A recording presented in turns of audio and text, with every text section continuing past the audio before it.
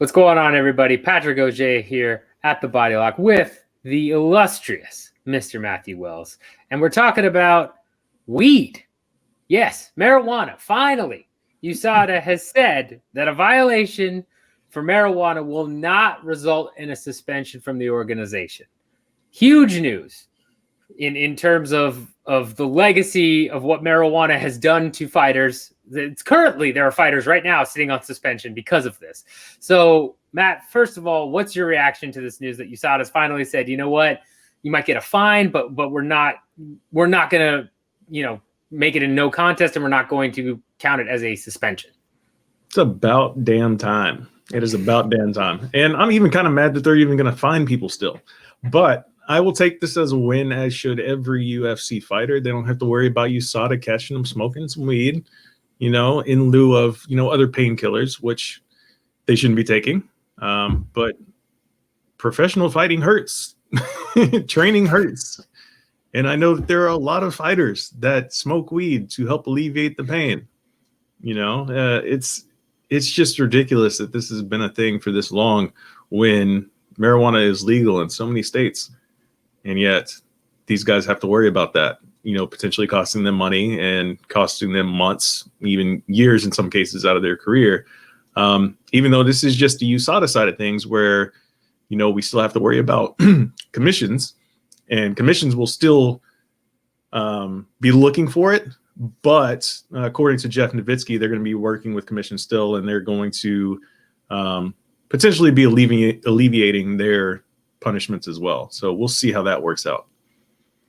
Yeah, I mean, that's a very important point that you bring up, that commissions, the athletic commissions in each state, at least on the U.S. side, can still fine people, suspend people in their own right. So it doesn't necessarily mean that fighters are free and clear now forever. We did hear from the California State Athletic Commission, who said that they are just going to make it, I think, $100 fine, and it won't affect their record at all. So they've taken that first step in saying, yeah, if you get, a marijuana violation in competition, just $100 fine, which, again, kind of ridiculous. They're still fining them when it's legal in California, but at least it's, just a small fine they can kind of wipe away at this point instead of having it really affect fighters' careers.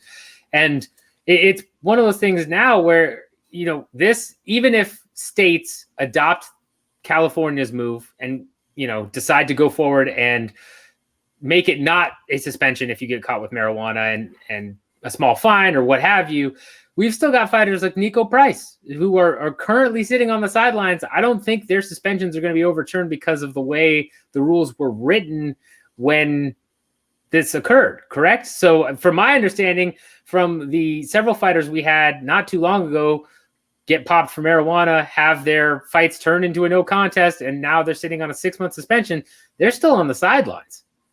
Yeah, and I hope that, the commissions will retroactively, do something. Say, all right, you're in the clear now, and this is what we're going to be doing going forward. Or, especially for those guys like Nico Price, like, hopefully they don't say, hey, we're just going to fine you now. Like, no, you've already taken months off that guy's career. Like, he should be in the free and clear now. So hopefully they take a look at those sort of cases and do right by the fighters so they can get back in action. On the USADA side of things, I looked up, the fighters that they have listed on the website that, popped for carboxy-THC, which they are now no longer doing. Cynthia Calvillo, Kelvin Gastelum, Diego Brandao, and Diego Brandao had a loss of one of his results. So that's just a couple of examples there of fighters that have been affected on the USADA side. The main thing, like we're kind of hinting at here, is it's the commissions are still going to be the ones that play here. The good thing, though, is for the fighters on Fight Island right now, they're in the free and clear for the most part. As long as they're not showing up red-eyed and high floating on clouds when they're ready to step into the octagon, they should be good to go. Because, like you mentioned, they're not in the States, so they're kind of self-regulating. And Jeff Nowitzki said, hey, starting immediately, these guys are good now. So hopefully this results for, good things for those guys, and they don't have to worry about that. Although they have to figure out a way to acquire some marijuana on Fight Island. Yeah, which may be hard in Abu Dhabi, maybe not. You know, I don't know. I don't know the situation out there. I don't either, especially with COVID and everything going on, right? You know, something that was brought up though in regards to this, I forget who was quoted from this on an athletic commission not that long ago, if not in regards to this story, talking about that it is still dangerous if fighters, as you said, are, you know, smoke before they get in the cage, and that it could, I've heard arguments that it could allow the fighter to feel less pain and continue on and fight differently.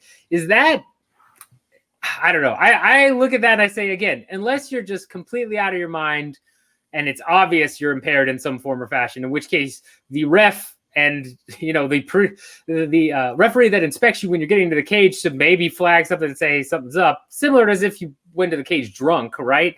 Okay. I would imagine that this isn't really going to affect things, right? Or is there an advantage by, you know, smoking a little bit, getting a little bit of a buzz and feeling a little less pain when you're in there?